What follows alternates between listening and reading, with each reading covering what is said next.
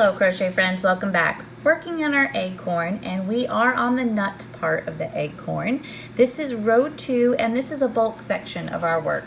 So we're going to have rows 2 through 9 that we're going to have instruction for and then just work our way through so that when we meet up next time we'll be starting with row 10. Okay, so for row 2 through 9 it says we're going to chain 1.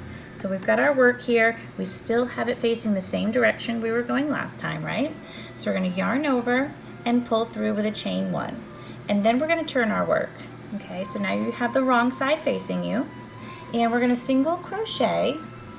Across the 13 stitches. So you're going to find your first stitch. So this is your chain. So you're going to enter right here. This is our first stitch. Yarn over and pull through. Yarn over and pull through. There's 1.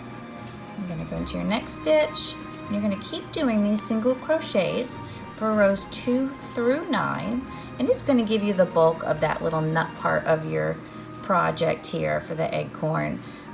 So I think you'll be happy to see how much you have done by the time you finish up this part here. It's going to give you a good bit of substance.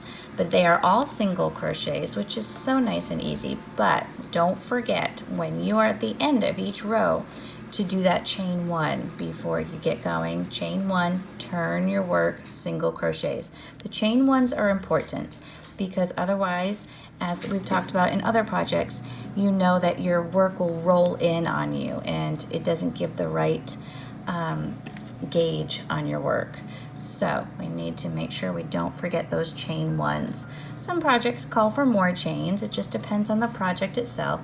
This is a small project, so just a chain 1 is all we need. It's enough to keep it from curling in on us. As you can see, this is already doing better on the curling, isn't it? Just by putting this next row on it. It's standing out nicely. So here we go. I'm almost at the end. Whoops. Goodness, my yarn's getting all knotted up here. Okay, last one. Okay, this is my last single crochet right here. So that's the end of row 2. We are looking at the wrong side of our work right here.